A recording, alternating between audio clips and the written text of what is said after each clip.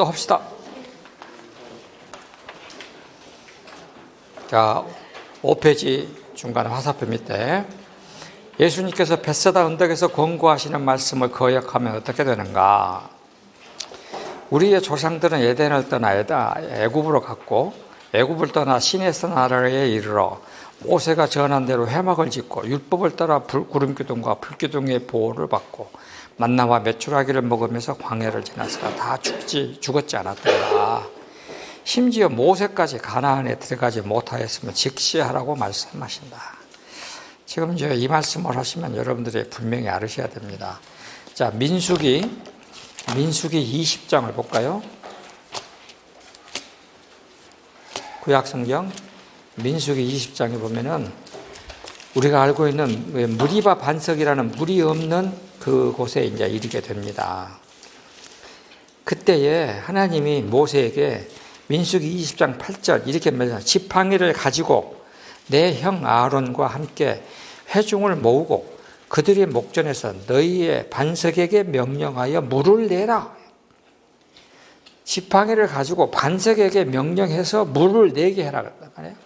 그러면 이 말은 무슨 말이요? 지팡이를 가지고 홍해에게 명령했잖아. 홍해에 갈라져라. 그래서 홍해가 갈라졌다고. 그러니까 반석에게도 그렇게 하라고 그랬어.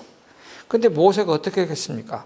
그걸 모아놓고 반석을 물을 두들겼다고. 거기 보면은 11절, 12절을 보면은 모세가 반석을 두들겼어. 11절에 모세가 그의 손에 들어 그 지팡이로 반석을 2번 치니 물이 나왔다. 그러니까 명령하라고 그랬는데 말로 하라고 그랬는데 안 오고 가서 쇼를 했다고. 그러니까 모세는 가나안에 못 들어갔어. 자, 그러면은 모세도 가나안에 못 들어갔다 하는 것을 정확하게 우리가 직시해야 된다 이 말이에요.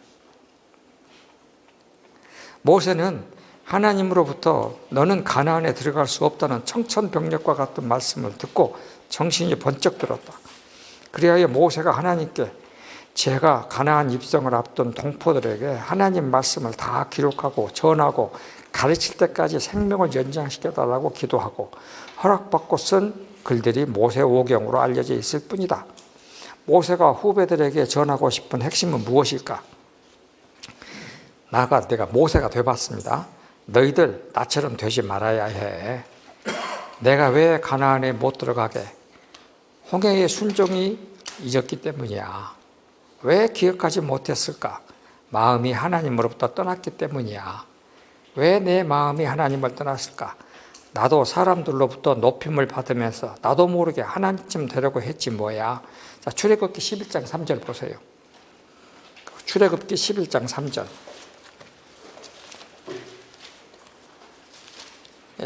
성경을 참 그냥 읽는 것이 아니라 한 글자 한 글자 열심히 읽으면 3절에 이게 출애굽기 11장 3절 여호와께서 그 백성으로 애굽 사람들의 은혜를 받게 하셨고 또 그 사람 모세는 애굽 땅에 있는 바로의 신하와 백성의 눈에 아주 뭐라고?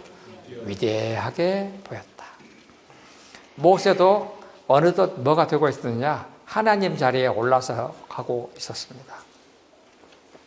그래서 나중에 32장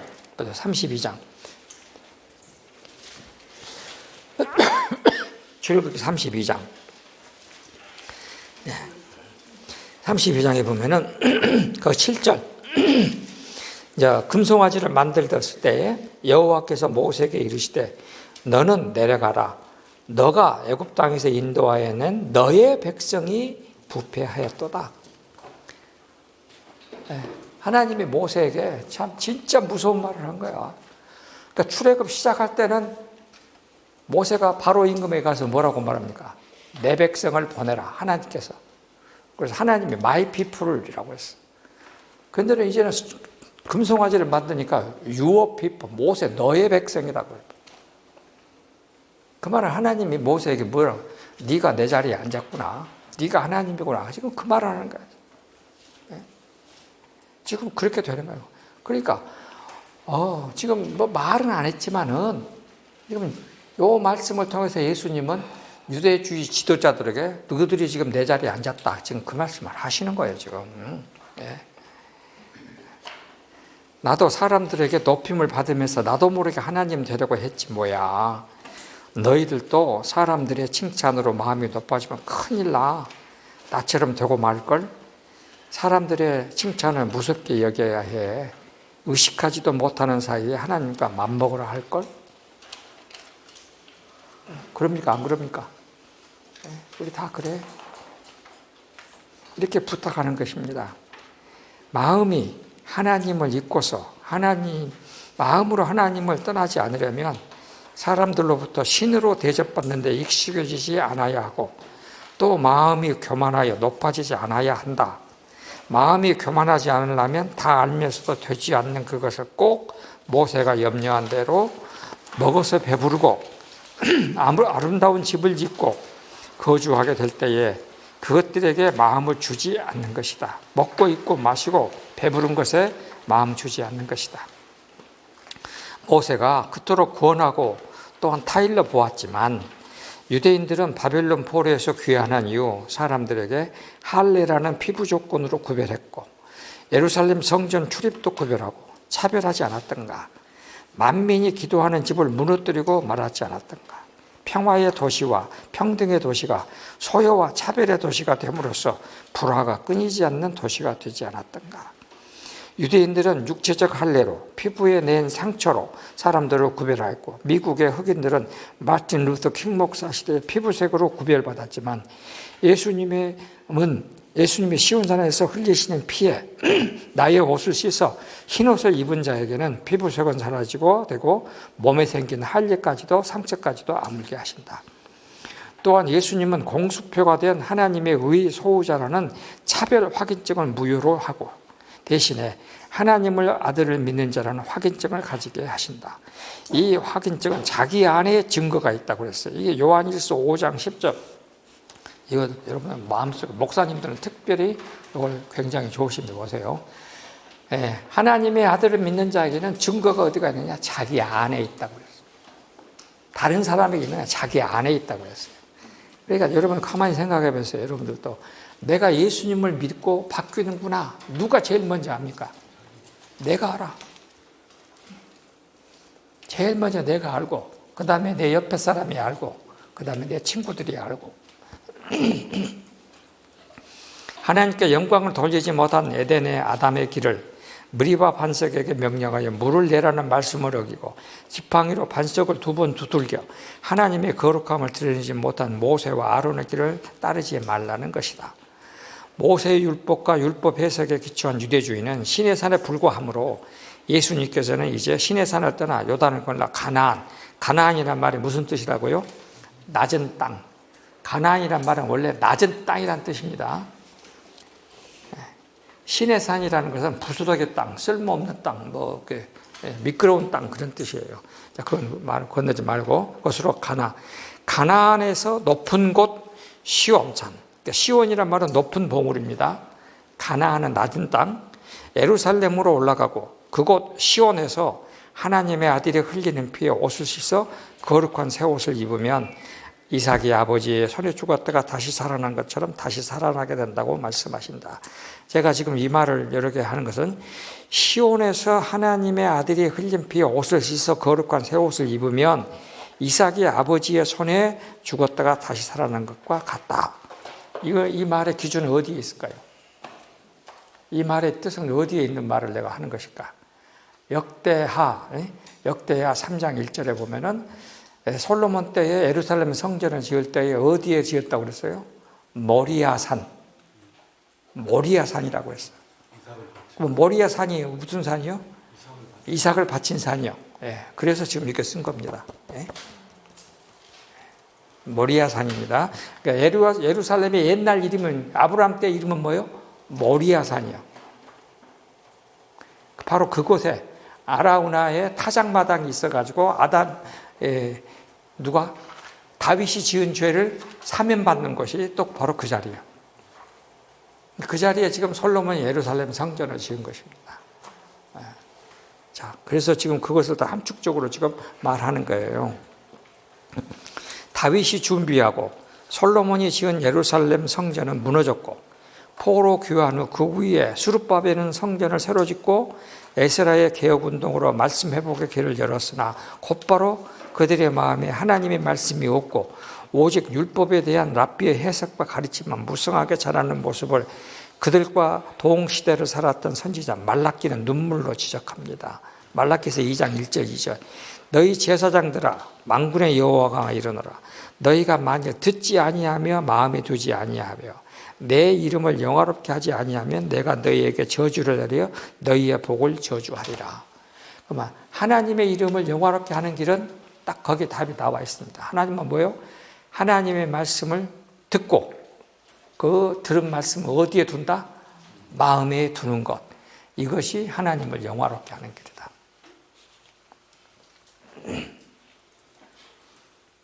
하나님의 말씀을 마음에 간직하라고 외쳤던 말라기 선지자의 눈물 흘리는 외침은 소리 없이 사라지고 수룹바벨 에스라와 말라기 주의 사자, 말라기는 주의 사자 예수님이 오신다고 예언하거든요. 그러니까 말라기 주의 사자의 대결이 시작되었다. 하나님의 말씀을 수룹바벨과 에스라와 유대주의자는 성전 제사와 안식일 준지와 육체 할례에 두었으나 말라기 주의 사자는 하나님께서 창조해 주신 마음에 하나님의 영이 머무시는 집 마음에 두라고 말한다. 하나님의 말씀은 성전에 있는 것이 아니라 내 마음에 둔다. 여호와의 말씀을 듣고 그 말씀을 하나님께서 창조해 주신 심령에 두면, 이것은 스가랴서 12장 1절에 있는 말씀입니다. 그곳에 성령께서 오셔서 거주하는 집 갈라디아서 4장 6절이 되고, 성령께서 우리가 하나님께서 원하시는 대로 행동하고 움직일 수 있도록 가르쳐 주시고 가르침을 받은 대로 행함을 이끌어 주시는 곳, 그것이 곧 천국이며 그것이 곧 하나님의 나라에, 그곳에 하나님의 나라가 이루어진다. 예수님은 유대주의 지도자들과 동포 유대인들을 향하여 그날 그곳 벳세다 언덕에서 밤에 이르도록 너희의 마음에 하나님의 나라를 건설하는 것이 곧 복, 그것도 참 복이라고 선포하신다. 예수님은 모세가 이미 신명기에서 율법 지키는 하나님을 사랑하면서 입술과 마음에 지키면 쉽게 지킬 수 있다고 선포된 기록을 상기시킨다. 이것은 신명기 30장에 있는 말입니다. 내가 써놓았습니다. 그 각주 보면은 신명기 6장 5절, 그 다음에 신명기 30장 14절, 그 각주 달아놨어요. 그런데 출애굽에 동참하였던 사람들로부터 예수님 시대에 이르기까지, 그리고 오늘에 이르기까지 우리를 포함한 모든 사람은 어떤가? 신명기 9장 24절, 내가 너희를 알던 날부터 너희가 항상 여호와를 거역하여 왔느니라. 모세로부터 약 800년, 900년 뒤에 등장한 말라기 선지자는 하나님의 말씀을 듣고 그 말씀을 마음에 두는 것이고 하나님의 영광 돌는 것이라고 하였고, 말라기로부터 500년 뒤에 등장한 사도 바울은 하나님을 알 때 하나님으로 영화롭게도 아니하고 감사하지도 아니하면 하나님께서 우리에게 주셨던 하나님을 알 만한 것을 잃어버리고 마음이 허망한 것을 생각하고 미련한 마음이 어둡게 된다고 지적하였다. 예수님은 벳세다 언덕에서 그 많은 사람들에게, 특히 유대주의자들에게 산상수훈을 통하여 너희들은 십계명을 어김으로써 하나님께 이중적인 죄를 짓는다고 밝히 지적하신다. 무엇인가? 너희들은 하나님을 잃어버린 것이다. 마음에 하나님이 없어. 그리고 하나님으로 부를 수 없는 유대주의 지도자들의 해석을 하나님 자리에 올려놓는 우상숭배를 하는 것이다. 그러니까 유대주의에 두 가지 돼요. 하나님을 없애는 것이고 그 자에다가 뭘 집어넣는다? 유대주의를 하나님처럼 받더라. 유대주의 해석을 하나님처럼 올려놨다는 것입니다. 그 결과는 사도 바울이 지적한 대로 하나님의 반대편에 있는 자들과 비밀스럽게 결탁하여 하나님을 폐하도록 꾀하는 이중 간첩 행위를 행하고 또 하나님의 이름이 이방인 가운데서 모독을 당하게 하는 것이었다 하는 것입니다. 자, 그 다음에 이제 8페이지 가겠습니다. 그 다음에 팔복으로 갑니다. 팔복의 선언을 통하여 예수님께서 다시 정리하신 행복, 복은 무엇을 말하는가? 복으로 번역된 헬라어 마카리오스는 신들이 초월적인 세계에서 근심, 노동, 죽음으로부터 벗어난 삶을 이 세상에 있으면서도 누리고 또한 그 세상의 삶이 끝난 다음에도 신들과 비슷한 축복된 삶을 누릴 수 있는 상태를 말한다고 주석을 하고 있습니다. 자, 이 헬라 사람들이 말하는 그 행복이라는 것은요, 우리가 사람이 인간 세상을 떠나서 신들의 세계로 가는 것입니다.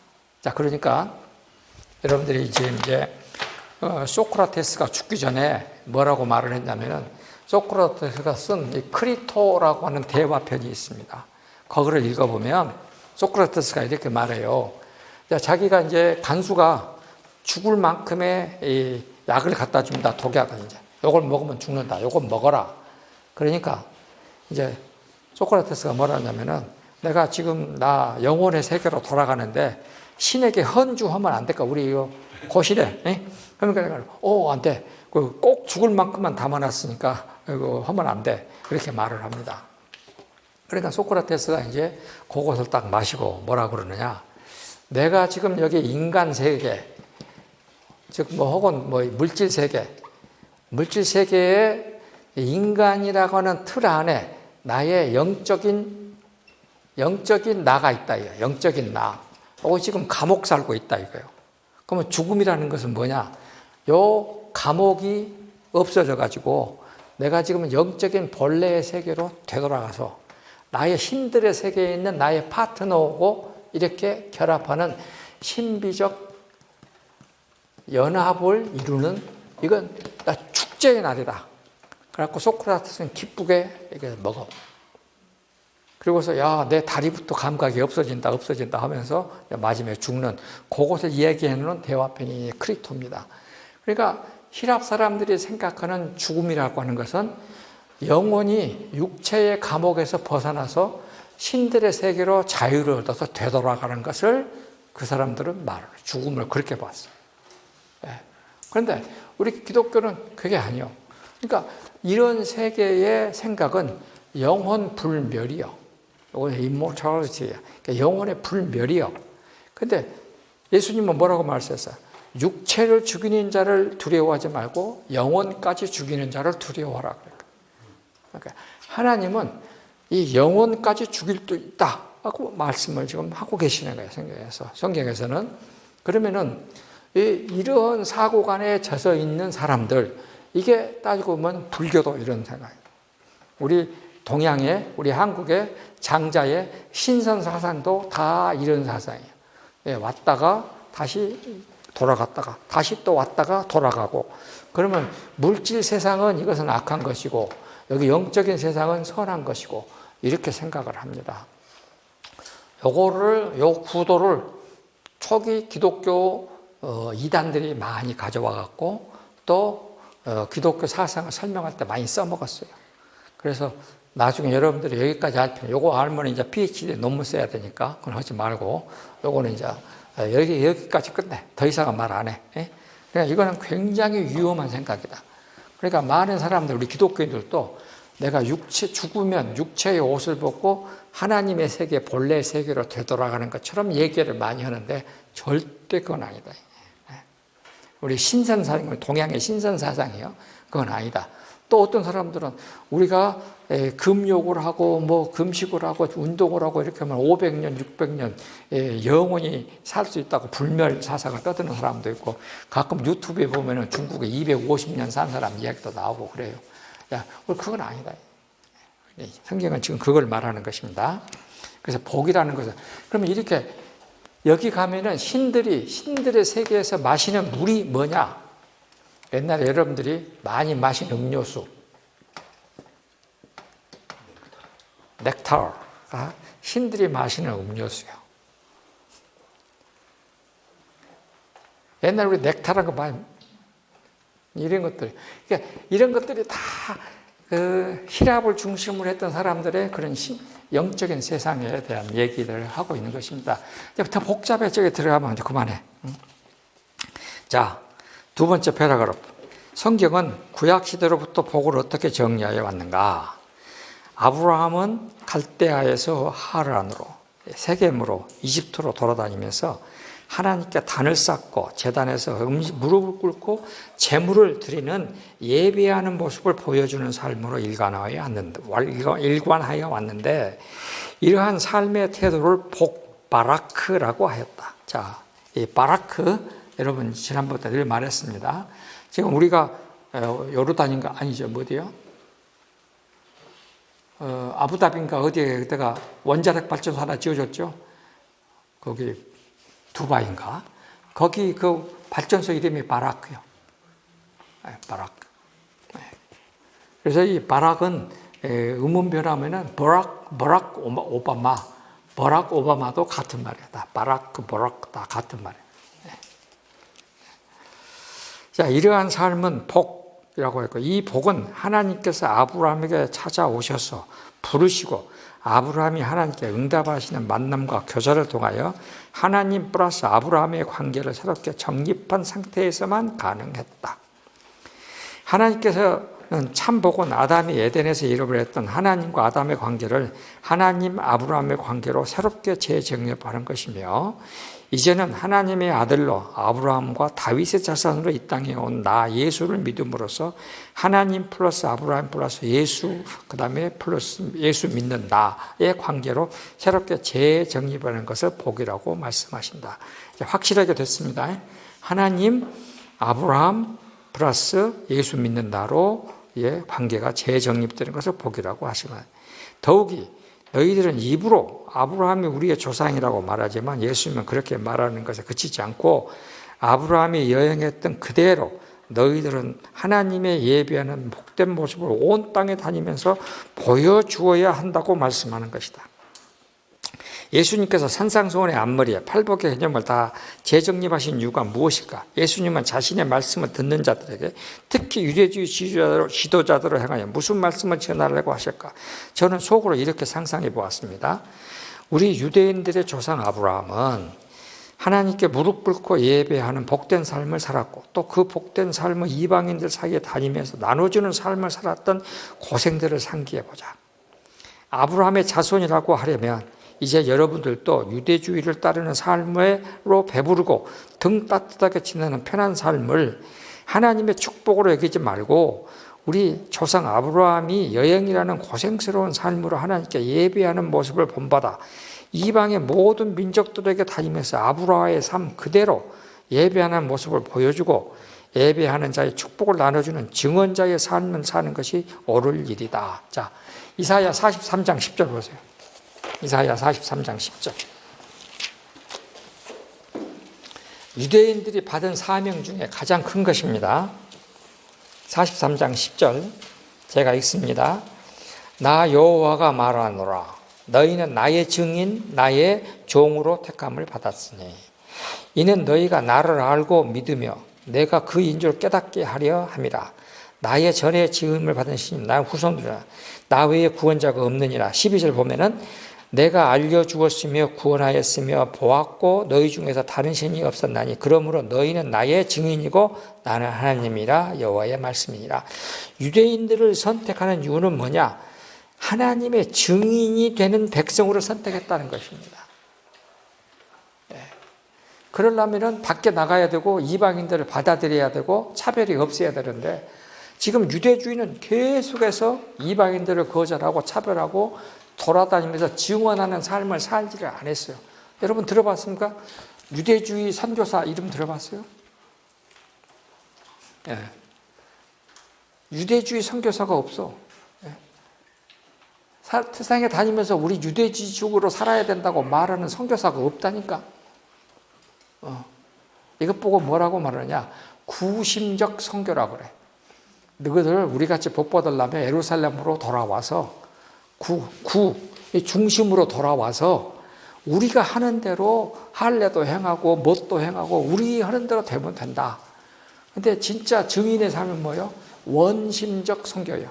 중심에서 밖으로 멀어져야 돼. 나가서 증언자의 삶을 사는 거예요. 근데 자기들은 아브라함의 조상이라고 해놓고 아브라함이 했던 대로 안 해. 아브라함은 다 내버리고 뺑뺑뺑뺑 돌아다니면서 그 고생했는데 이스라엘 사람들은 안 해. 그러니까 우리가 성경에서 최초의 선교사는 누구냐? 아브라함이라고 그래요. 아브라함이 최초의 선교사예요. 그러면 두 번째 선교사가 누구요? 예수님이에요. 예수님이 두 번째 선교사라고요. 선교 사명의 완성이 예수님이에요. 그러니까 예수님도 떠나서 왔어. 그래갖고 고생 아주 펄나게 하고 그리고 고생으로 삶이 끝났어. 그러니까 유대인들은 그걸 안 하려고 그래. 자, 예수님은 벳세다 언덕에 모인 사람들에게 여러분의 마음가짐의 태도에서 바꿔줘야 할 것이 많이 있지만 특히 8개의 마인드 세트를 새롭게 되어야 한다고 말씀하신다. 이 땅은 하나님께서 아브라함과 그의 후손들에게 약속하신 땅인데 우리가 과연 이 땅이 하나님을 하나님 되시도록 예배하고 섬기는 땅이 되도록 살아왔는가? 자칫하면 히드기야, 예레미야 시대처럼 이 땅에 또다시 80년 안식을 들어가게 70년 안식을 들어가게 되겠으니 말라기 주의 선지자라는 사실을 명기해야 된다. 예수님은 벳세다 언덕에 모인 사람들에게 특히 유대주의자들과 예수님을 따르는 제자들에게 여러분들은 이 땅을 점령한 로마인들을 또 몰아낸 후 이 땅과 예루살렘과 하나님의 성전을 제대로 지킬 수 있다고 생각하겠지만 하나님께서는 이미 이 땅은 우리의 영원한 기업이다고 우리 조상 아브라함에게 약속하신 땅이다. 그뿐인가?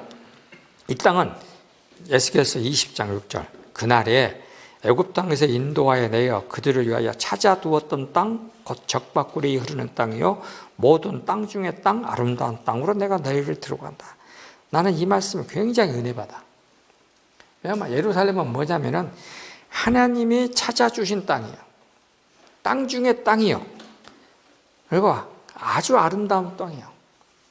신명기 11장에는 하나님의 눈이 항상 보호하는 땅이라 그랬어. 네.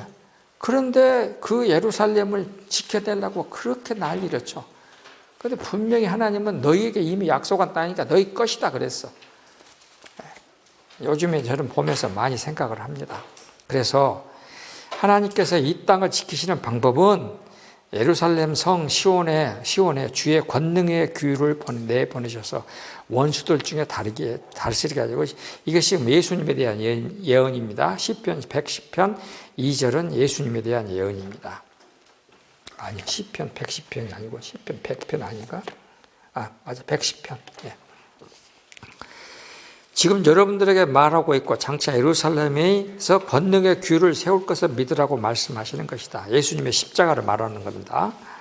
예수님은 벳세다 언덕에 모인 유대인들을 향하여 여러분들의 복된 삶을 천국의 천사처럼 근심, 걱정, 질병, 노동 등이 없는 쾌락의 삶을 이 땅에서 누리는 것을 목표로 하겠지라고 지적하시면서 부끄럽게 하신다.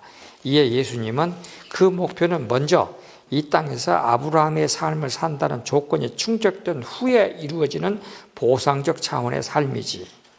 따라서 너희들은 아브라함처럼 자식 이삭을 제물로 바치는 예배가 나의 가장 값진 것까지 버리는 예배가 우선되어야 해. 보상을 먼저 받으려는 욕심은 바로 뒤로 보내고 말이야. 그리고 조상 아브라함처럼 세상적 평안과 물질적 풍요를 뒤로 떠나보내고 또한 자식까지 예물로 바치는 예배의 삶으로 증언자가 되는 것이 우선되어야 한다고 촉구하시는 것이다. 자, 그리하여 산상수훈은 사람이 하나님보다 앞서서 행함이라는 예물을 손에 들고 하나님을 찾아가서 모세 율법 유대주의적 해석에 따라 제물을 드리면 하나님이 이 땅을 에덴 도순으로 바꿔주지 않을 수 없다는 해석과 가르침이 곧 하나님과 거래하는 것이라는 걸 알아야 된다. 뭔 말인지 알겠죠? 나는 이렇게 행했으니까 하나님 나한테 복 주세요 라고 말하는 것은 하나님과 거래하려고 하는 것이다 이거예요. 이러한 태도는 하나님을 참으로 비참하게 만드는 모독이라는 거라고 말씀하십니다. 오히려 하나님께서 사람의 마음이 먼저 찾아오셔서 문을 두드리시면 귀를 쫑긋하여 듣고 문을 열어서 하나님을 마음에 모시고 주시는 말씀을 귀 뒤로 듣고 들은 마음을 마음에 새기고 마음에 새겨진 말씀대로 행하는 사람으로 바뀌는 것을 우선으로 해야 된다. 이때에 하나님과 사람 사이의 관계가 재정립된다고 이루어진다는 것이다. 그리하여 하나님과 사람 사이의 관계성에서 우선은 하나님이시고 사람은 부수적이어야 한다. 사람은 내가 우선이 아니라, 사람인 내가 우선이 아니라 나를 찾아와 주시는 하나님이 우선이시고, 사람은 그 하나님을 따르는 자가 되어야 한다.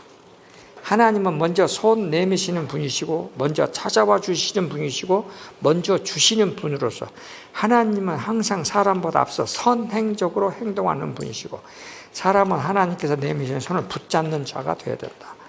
이러한 하나님의 선행성을 하나님의 사랑이라고 하며, 그 사랑이 사람에게 전달되는 것을 하나님의 은혜라고 하며, 그 하나님을 받아 맞아들여서 내 마음에 지속적으로 머무시도록 하는 것을 믿음이라고 한다. 정확한 관계를 말했습니다.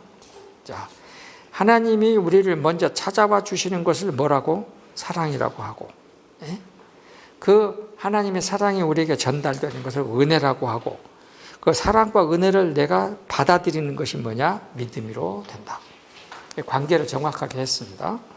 그래야 하나님의 사랑 플러스 은혜, 코테이션 플러스 사람의 믿음이 만날 때에 비로소 하나님 사람의 관계성이 성립되는 것이고, 이 관계성의 회복이 곧 복이다. 오케이? 클리어? Very much clear. 그래서 이 팔복은, 지금 내가 이제 팔복을 표로 그려놨습니다. 제일 먼저 하는 것이 하나님과 나의 관계 회복이야.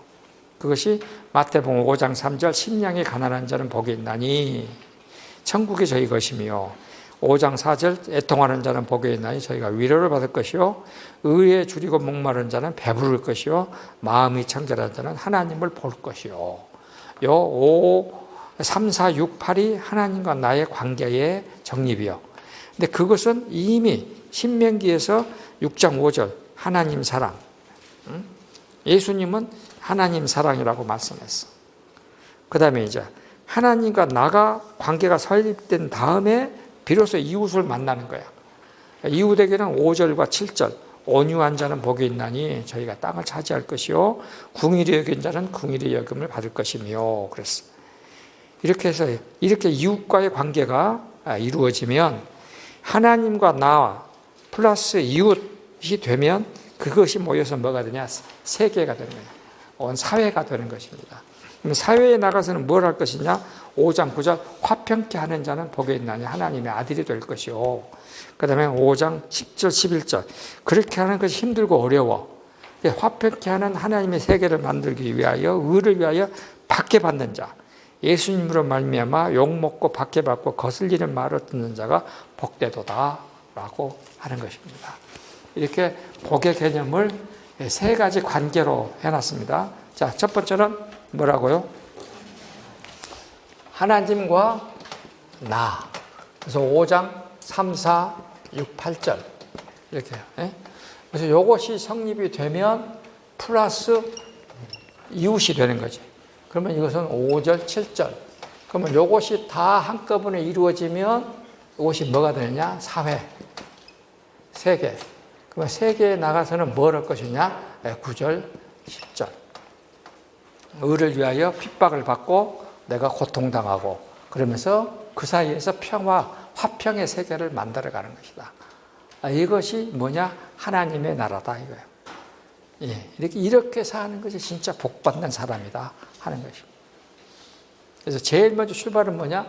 3, 4, 6, 8.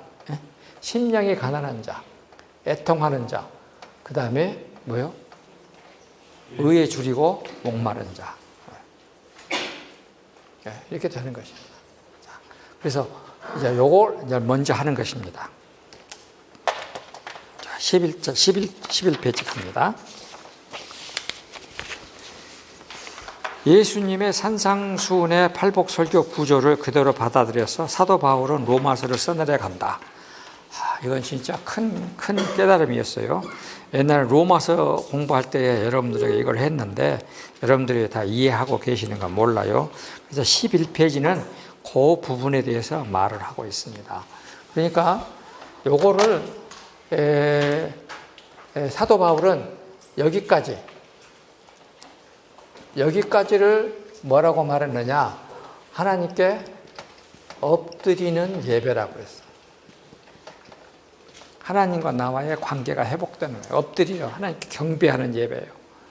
그 다음에 요거는 이웃을 섬기는 예배. 그래서 요거는 영어로 서비스라고. 우리가 밖에 나가서 다른 사람에게 서비스하는 것이 예배예요. 요거는 하나님께 워십. 엎드려서 예배하는 것이.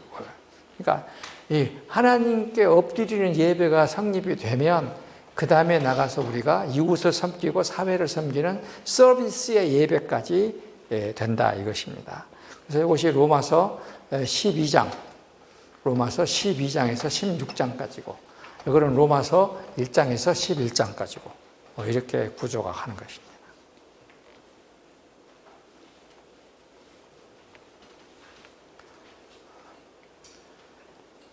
좌우지간 하늘나라에 가기 전에 대한민국에서 이것이 될지 안 될지는 모르지만 우리 학교 안에서는 할 수 있을 것 같아. 우리 동네 안에서는 이것도 못 오면서 뭐든 오늘 좀 해야 되지 않을까 싶어요. 그런데 여기 있는 우리만 똘똘 뭉치면 이것이 돼.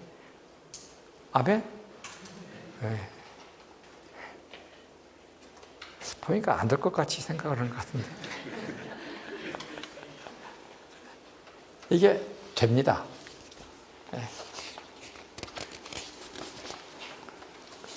자, 그 다음 봅시다. 12페이지. 이렇게 볼 때 구약 성경으로부터서 예수님의 팔복설교 그리고 로마서에 이르기까지 다 같이 일치하게 하나님과 나와의 관계 정립을 하나님께 엎드리는 예배 프로스쿠네인 워십으로 규정하였다. 그 다음으로 나와 나의 이웃이 교회를 이루면서 하나님께서 창조하신 세상과 함께 조성해가는 사회 오이쿠메네라고 이를 만드는 모든 사람을 이웃이며 동시에 또 다른 하나님으로 또 다른 나로 받아들이면서 하나님을 예배하듯이 내가 나를 아끼듯이 섬기고 아끼는 것을 영적 예배 라트레이아 서비스라고 바뀌었다. 팔복의 기초는 하나님 나의 관계 정립이다. 하나님과의 관계의 정립은 곧바로 새롭게 변하던 나이며 이 관계를 기초로 하여 너 곧 이웃을 만나게 된다. 이때에 만나는 이웃은 나에게 너가 아니라 또 다른 나이며 보이지 않는 하나님의 보이는 하나님이 되는 것이다. 그러니까 이웃을 보이는 하나님으로 섬기라는 겁니다. 이웃을 자기 자신으로 보이는 하나님으로 대하게 되면 태도가 바로 온유와 긍휼의 태도이다. 이 관계에서 부부가 맺어지고 가족이 생성되고 공동체가 생성된다. 하나님과 나를 기초로 해서 이웃을 만나서 하나님 나 이웃이 되고 이러한 만남들이 모여서 하나님의 큰 공동체를 서로 형성되면 그것을 하나님의 세계 오이쿠멘의 가족, 인류, 한 집, 한 식구 확장되어 하나님과 마련하신 한 음식을 한 솥에 끓여서 한 식탁에서 함께 나누어 있는 식탁 공동체 컴패니언이라는 말이 영어에 무슨 뜻이냐면 함께 반 PAN이 뭐예요? 빵. 식탁 공동체, 한솥밥을 먹는 사람이란 뜻입니다. 컴패니라는 말이 단어 자체가 한솥밥을 먹는 사람이란 뜻입니다. 이루는 것이 곧 평화의 세계 예루살렘이다. 다시 정리하자면 하나님 나 플러스 이웃, 하나님 나 플러스 이웃 플러스 세계는 하나님의 나라가 되는 것이다. 이 과정에서 나, 이웃, 세계는 다 같이 하나님의 피조 세계이므로 이들이 하나님의 말씀을 듣고 그 말씀을 마음에 새겨진 것을 예배라 하며 그때 하나님은 영광 받으시고 이 세계는 평화를 유지하는 것이다.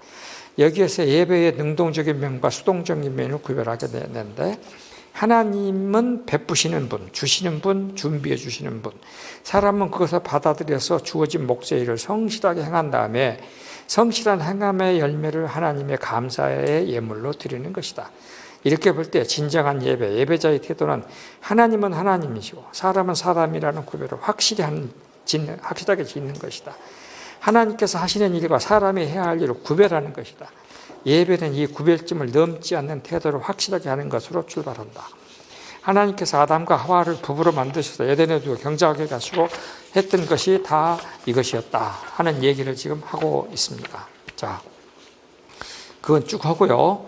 자, 13쪽 두 번째 패러그래프. 다시 말하여 아담과 하와는 창조주인 하나님으로부터서 하나님께서 창조하신 세계 오이쿠메네에 대한 통치, 경작과 지키는 일을 위임받은 사람, 하나님의 집을 하나님께서 정하신 법에 따라 관리하는 일을 맡은 관리자였으며 이 세계와 이 집을 지키기 위하여 주어진 지붕을 잘 관리하는, 우리가 지붕이라는 말이 우리가 도움이요, 도마. 우리가 도움이라는 말은, 우리가 영어의 도움이라는 말은 헬라 말의 지붕이라는 뜻입니다. 그 지붕을 잘 관리하는 것이다. 하나님과 아담, 하와 부부는 하나님과 동행하면서 하나님의 모습을 보거나 하나님의 음성을 직접 들을 수는 없었다. 하나님은 그리하여 아담과 하와 부부에게 마음을 창조해 주셨다. 이것이 하나님의 두 번째 창조입니다. 그러니까 첫 번째 창조는 세상 창조고 두 번째 창조는 마음 창조예요. 아담과 하와 부부는 하나님의 마음으로 만나고 마음으로 대화함으로써 하나님과 관계를 유지할 수 있었으며 하나님과 관계가 유지될 때 에덴은 쾌락의 낙원이야. 파라디소 볼루타티스야. 그런데 아담과 하와 부부가 하나님에 대한 마음이 시들해지면 어떨까? 마음이라는 집에 지붕이 이음새가 틈새가 생기면 어떨까? 그 틈새로 사단의 의심의 씨앗을 뿌리면 흙으로 된 아담과 하와의 마음밭에 엉겅퀴가 자라서 하나님과 비밀스럽게 누렸던 영적인 기쁨의 오작교는 무너지게 되고 그 마음밭에 엉겅퀴를 비롯한 잡초들이 무성하게 덮이고 만다. 사단이 틈새로 뿌린 씨앗은 에덴에서 자라서 교만이라는 나무가 되었고 선악과라는 넘어서는 안 될 벽을 무너뜨리고 생명나무까지 탐하게 되었다. 에덴의 동쪽으로 쫓겨났지만 아담과 하와 부부는 하나님을 예배하는 자여서 하나님처럼 예배받는 자가 되려고 애쓰게 하였다. 인간이라는 한계를 뛰어넘으려고 하였다. 이것이 아담의 범죄이며 이 땅의 모든 사람은 이 아담의 죄를 물려받은 상태로 태어나는 것이다. 자, 의라고 하는 것은 뭐냐 그러면은 이렇게 보면은 여기에 선악과가 여기에 있었습니다. 선악과가 있었는데 요 선악과를 한계를 건너뛰지 않고 의는 한계 내에 머무르는 것이 의요. 그리고 불의는 뭐겠어요? 그러면은 한계를 넘어서 한계 밖으로까지 나가려고 하는 것이 불의요. 그래서 이것을 옛날부터 유명한 이제 의는 인간이라는 한계 내 안에 머무르는 것이 의로운 거예요. 불의는 인간이라는 한계를 넘어서 하나님과 맞먹으려고 하는 것이 불의인 것이죠. 자, 굉장히 어려운 개념인데 내가 이렇게 쉽게 표현했어. 이렇게 쉽게 말한 거 봤어? 편하잖아. 자, 맨 마지막 밑에 예수님은 벳세다 언덕에 모인 유대인과 유대주의자들에게 너희들도 아담의 후손이라는 사실을 상기시켜 주신다. 바울도 유대인들에게 이 사실을 상기시켰다. 어떻게? 유대주의적 행위의는 모래 위에 집 지는 것이고 나 하나님의 아들 예수를 구세주로 믿는 믿음의 의는 반석 위에 집을 짓는 것이라고 선포하셨다. 이에서 예수님은 이제 너희들은 행위의 의와 믿음의 의 가운데 하나를 선택하라고 엄하고 엄중하게 말씀하신다. 자, 그러면 행위의는 모래 위에 짓는 집이고 믿음의 의는 반석 위에 짓는 집입니다. 다만 에덴의 아담과 하와 부부처럼 어리석은 선택을 하지 말고 노아, 아브라함, 다윗처럼 지혜로운 선택을 하라고 촉구하시는 것이다. 자, 또 누가 썼는지 모르다 진짜 잘 썼네. 네, 잘 썼어요 지금. 자, 17절.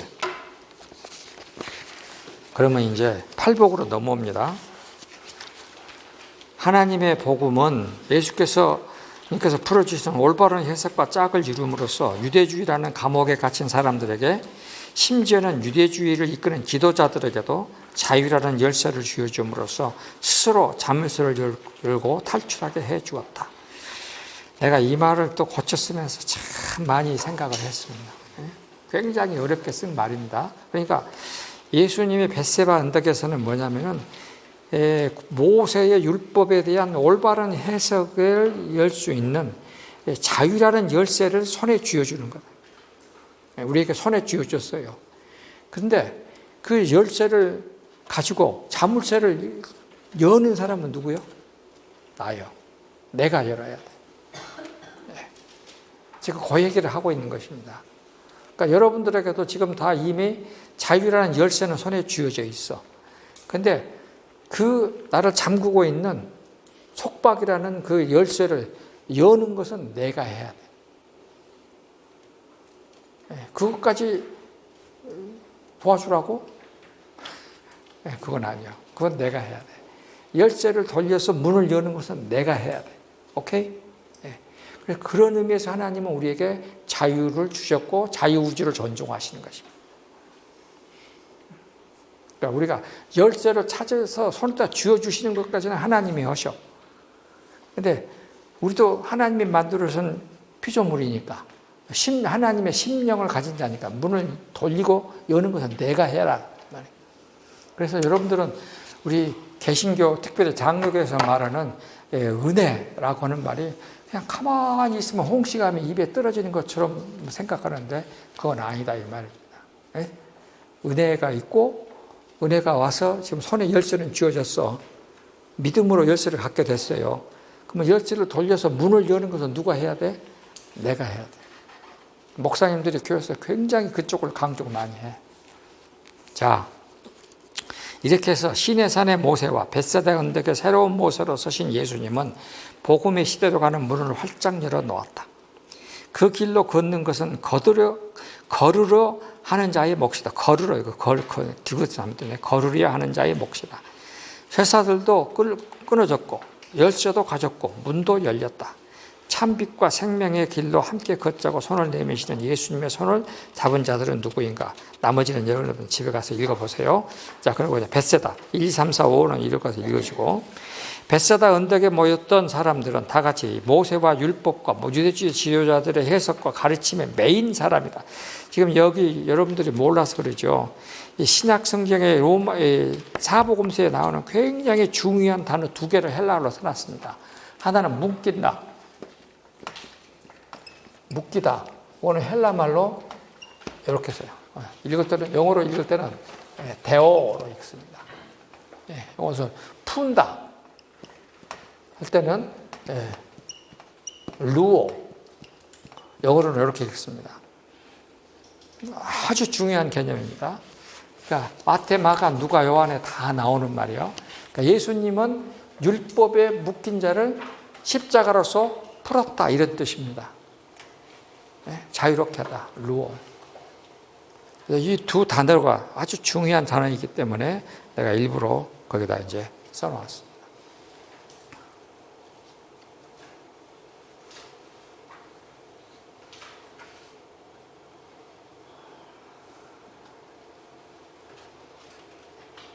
그러니까 우리를 묶는 것은 모세의 율법과 유대주의적 해석과 전승이요. 거기서 묶여 있어.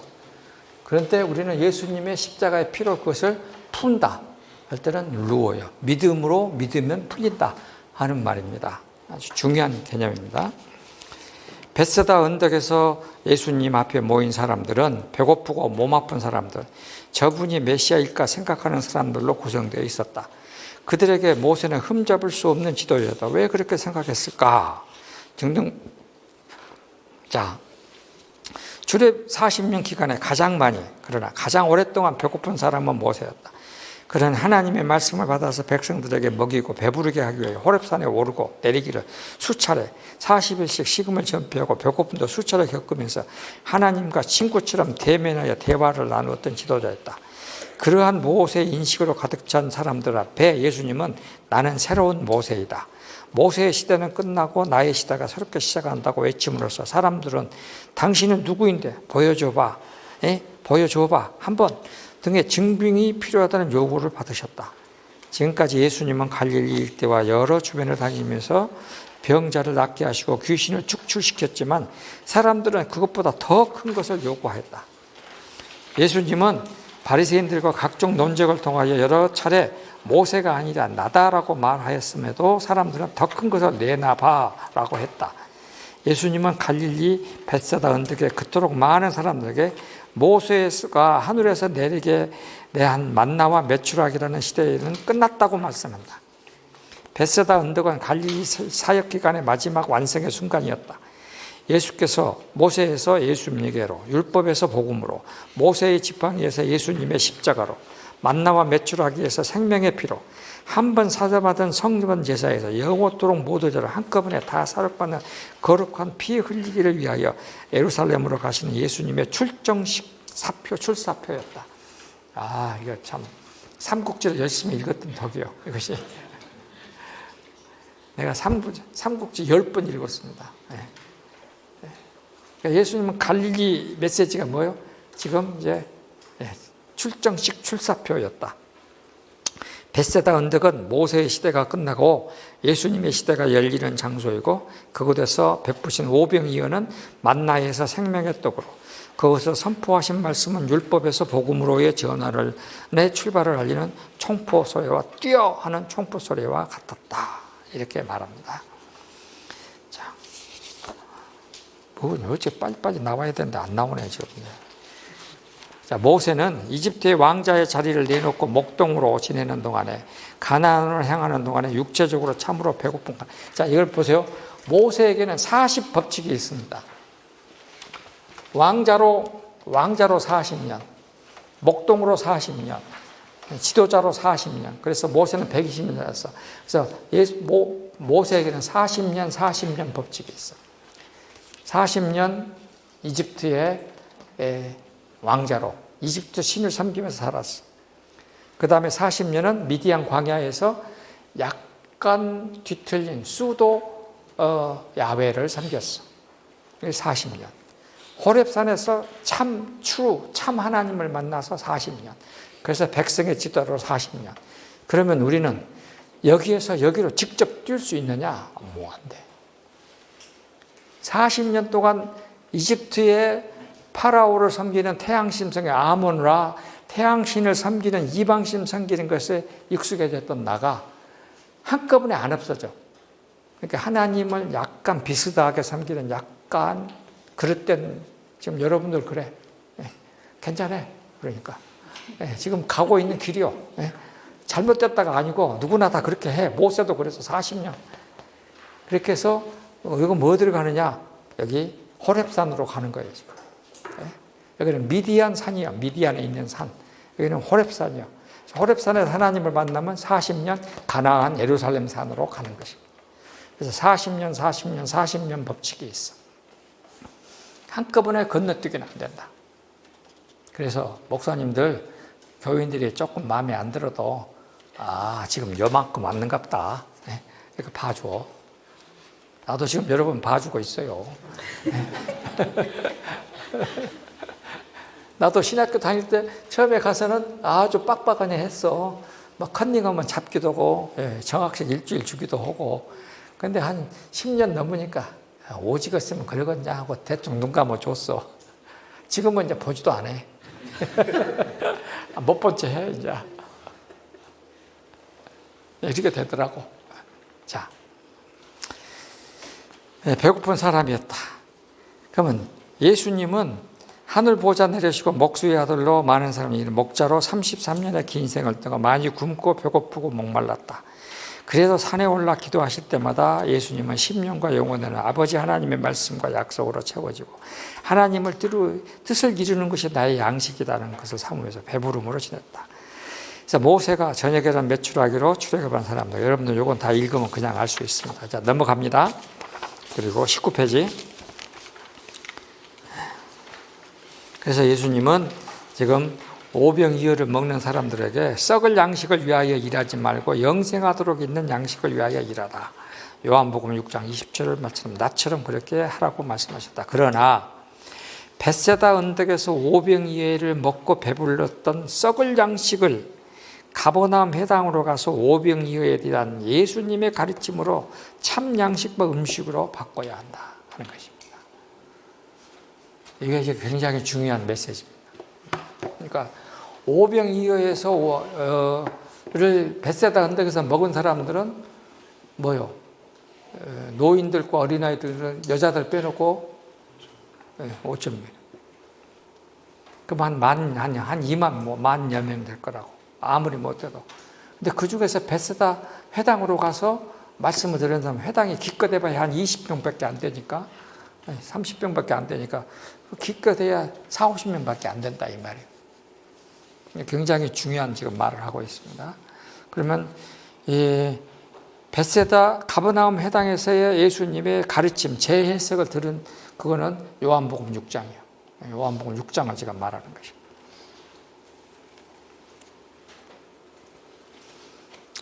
베세다 언덕에서 오병이어를 먹었던 사람들 가운데에서 소수의 몇 사람은 가버나움 회당으로 가서 예수님의 재해석을 들음으로써 오병이어를 참으로 먹는 자, 한 끼 식사용 음식을 먹는 자가 아니라 영원한 배부름으로 채워지는 참 양식과 참 식사하는 사람이 될 수 있었다.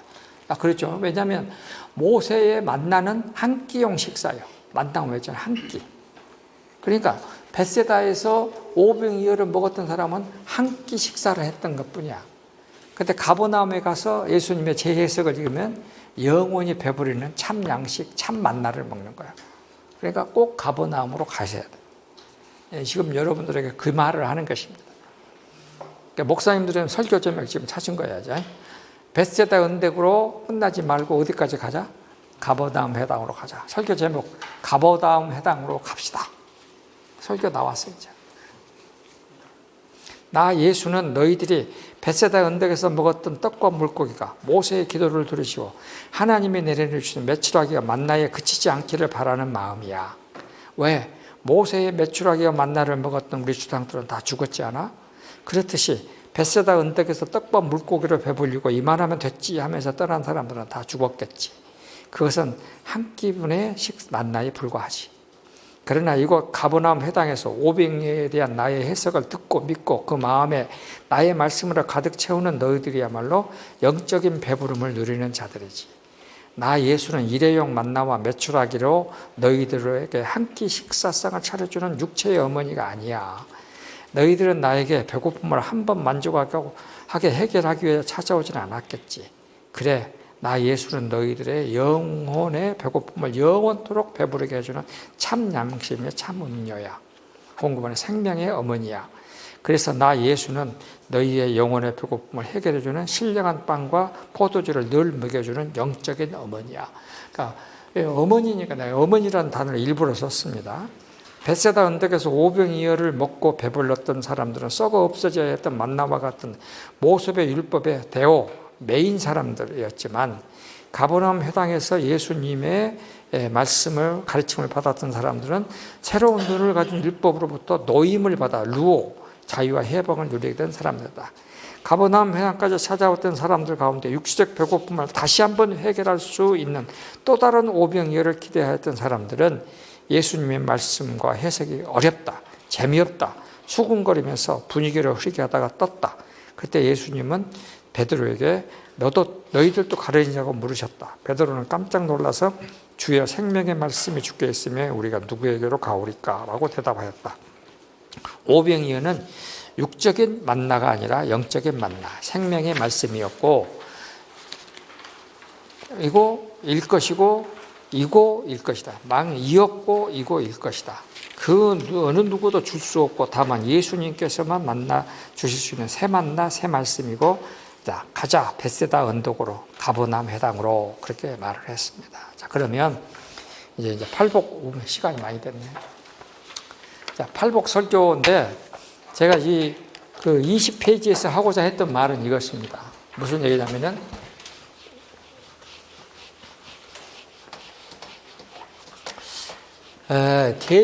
대중 연설을 하는 사람들 그리고 위대한 부흥사들의 설교를 가만히 들어보면요.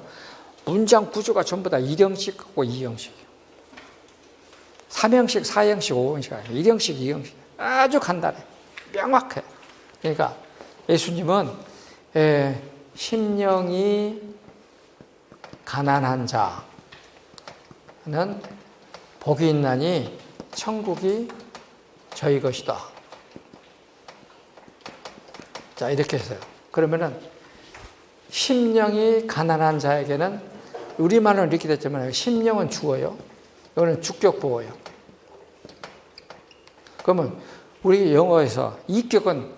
주어와 주격보호는 동격이요. 그러니까 심령은 가난한 자가 여기 이다 하는 비동사가 지금 여기 문장에서 생략되어 있습니다. 그 다음에 이것을 왜냐하면이라고는 이제 접속사를 해가지고 천국이 저희의 것이다. 천국은 주어요. 그 다음에 것, 그 다음에 저희. 저희는 수식어예요. 이렇게. 그래서 천국이 저희 것 여기 있다. 이것도 이다. 혹은 있다. 이렇게 해서 여기에 영어로 한다면 이렇게 문장 신텍스로 한다면 이렇게 돼요. 천국은 것 저희 이다. 이래. 비동사고 주격보호예요. 그러니까 천국은 저희의 소유이다. 이것도 생략되어 있어요. 이렇게 돼야 돼요. 그러니까 너무 간단해 문장 구조가. 그러니까 여러분 어디 가서 말할 때에 아주 길게 내가 옛날에 통역할 때요. 미국 목사 하나 신학교 교수 왔는데 한 10줄 말해. 개똥이다 설교가 되겠어? 통역이 안 돼 그러면. 통역을 못 하는 거예요. 그러니까 그 사람 통역을 딱 듣고는 내가 말하는 대로 내 말대로 해버려야지. 그 대충 듣고 알아들은 대로 내가 내 말대로 할 수밖에 없어. 그렇게 되면. 근데 예수님은 안 그래. 심령이 가난한 자는 있다. 존재한다. 심령이 가난한 자는 존재할 수 있다. 왜냐? 천국이 저희 것이기 때문이다. 아주 간단해. 여러분 설교할 때에 강의할 때에 나도 옛날에 한참 내가 맨 처음에 목사 돼가지고 하고 나니까 우리 집사람이 설교를 듣고는 여보 설교한 사람은 집사람이 제일 무섭습니다. 뭐라고 하잖아요. 당신 철학과 안 나왔다고 누가 말할까 봐서 철학 얘기를 그렇게 많이 해요. 첫 번째 말이요. 두 번째 무슨 말이 그렇게 빠르요. 하나도 못 알아듣겠습니다. 말 좀 천천히 하시오. 근데 말을 빨리 하던 사람이 천천히 하려니 얼마나 어려워. 그래서 그때부터 작심을 했습니다. 무엇을 했느냐? 자동차만 타면 무조건 KBS FM 제1 라디오를 듣습니다. 왜? 우리나라의 최고의 발음 좋은 아나운서들이 발음을 하거든. 그러니까 그걸 계속 듣고 따라서 연습하는 거. 그래서 발음을 이제 훈련했어. 그 다음에 그 아나운서를 가만히 들어보면 천국은 저희 것입니다. 요 다가 들리게 발음을 하더라고. 여러분들도 가만히 보면 내 문장 마지막 다를 발음을 안 해. 천국이 저희 것 이렇게 가. 대부분이 그래요. 그러니까 천국은 저희 것임이요. 오를 꼭 들리게 발음을 해야 돼. 그 훈련을 한 것이 오늘날입니다. 그래서 아주 이제 느리게 하기 시작했더니 요즘은 너무 늦어. 또 기도합시다. 하나님의 말씀은 참으로 놀랍고